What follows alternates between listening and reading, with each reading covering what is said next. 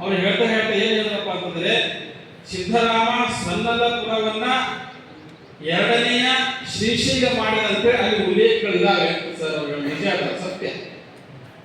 ಸಿದ್ದರಾಮ ಕಾಯಕ ಯೋಗಿ ಕರ್ಮಯೋಗಿಯಾಗಿ ಸೊಲ್ಲಾಪುರದಲ್ಲಿ ಕೆರೆಗಳನ್ನು ಕಟ್ಟಿ, ಮಲ್ಲಯ್ಯನ ಗುಡಿಯನ್ನು ಕಟ್ಟಿ, ಸಾವಿರ ಲಿಂಗವನ್ನು ಸ್ಥಾಪನೆ ಮಾಡಿ ಇದನ್ನೆಲ್ಲ ಮಾಡಿದಾಗ ಅದು ಎರಡನೇ ಶ್ರೀಶೈಲವಾಗಿದ್ದು ನಿಜ.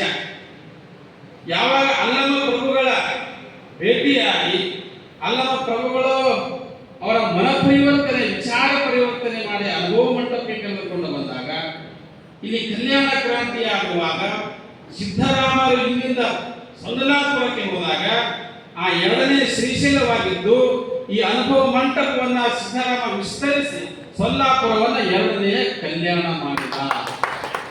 ಇದು ಮುಂದಿನ ಭಾಗ. ಹೌದು. ಯಾವಾಗ ಅವರು ಕಲ್ಯಾಣಕ್ಕೆ ಬಂದು ಅನುಭವ ಮಂಟಪದಲ್ಲಿ ಬಂದು ಹೋದ್ರು, ಅದು ಎರಡನೆಯ ಕಲ್ಯಾಣವಾಯಿತು. ಅತಿ ಹೆಚ್ಚು ಲಿಂಗವಂತರಿರುವಂತ ಜಿಲ್ಲೆ ಅಂದ್ರೆ ಸೊಲ್ಲಾಪುರ. ಅಂದ್ರೆ ಸಿದ್ದರಾಮ ಎಷ್ಟು ಕೆಲಸ ಮಾಡಿರ್ಬೇಕು ಇಲ್ಲಿ ಬಂದು ಹೋದ್ಮೇಲೆ.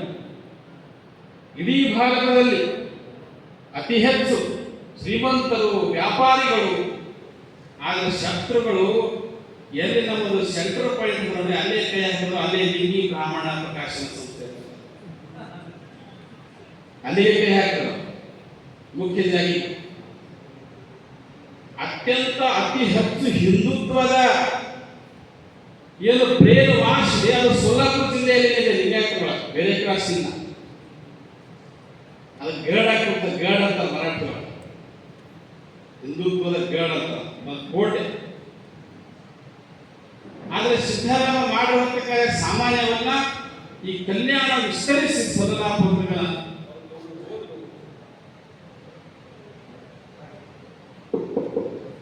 ಅನ್ನುವಂಥ ವಿಚಾರ ಇದೆ. ಸಿದ್ದರಾಮರ ಬಹಳ ದೊಡ್ಡ ಕೊಡುಗೆ ಇದೆ. ಕೇವಲ ಮಹಾರಾಷ್ಟ್ರದಷ್ಟೇ ಅಲ್ಲ, ತೆಲಂಗಾಣ, ಆಂಧ್ರ ಪ್ರದೇಶಗಳಲ್ಲೂ ಕೂಡ ಸಿದ್ದರಾಮ ನಮ್ಮ ಸಿದ್ದರಾಮ. ನಾವೇನಬೇಕು? ಜೈ ಸಿದ್ದರಾಮ. ಅದು ನಮ್ಮ ಯುವಕರು ಏನಂತಾರೆ, ನಮ್ಮ ರಾಮ ಯಾರು ಗೊತ್ತಿಲ್ಲ ಅವರು. ನಾವು ಜೈ ಸಿದ್ದರಾಮ. ಶೂದ್ರ ಶಂಭುಕ ವಿದ್ಯೆ ಕಲಿತನೆಂದು ಕೊಲೆ ಮಾಡಿದ ರಾಮ ನಮ್ಮ ರಾಮ. ಒಟ್ಟರನ್ನ, ನೊಣವರನ್ನ, ಕುರುಬರನ್ನ, ಒಕ್ಕಲಿಗರನ್ನ ಅಪ್ಪಿಕೊಂಡಿರುವಂತ ಸಿದ್ದರಾಮ ನಮ್ಮ ನಿಜವಾದ ರಾಮ. ಹೌದು. ಇದನ್ನು ನಾವು ನೆನಪಿಡಬೇಕು. ಒಬ್ಬ ಮಹಾಪುರುಷನನ್ನ ರಾಜಕೀಯ ಅಸ್ತ್ರವನ್ನಾಗಿ ಅಥವಾ ಒಂದು ಧರ್ಮದ ವಿರುದ್ಧ ದ್ವೇಷವನ್ನು ಬಿತ್ತುವುದಕ್ಕಾಗಿ ನಾವು ಉಪಯೋಗಿಸ್ತೀವಲ್ಲ, ಅವರೇ ಸೈತಾನರು ಅಂತ ಹೇಳ್ತಾರೆ. ಅಂತಹ ಧರ್ಮ ನಮ್ಮದಲ್ಲ.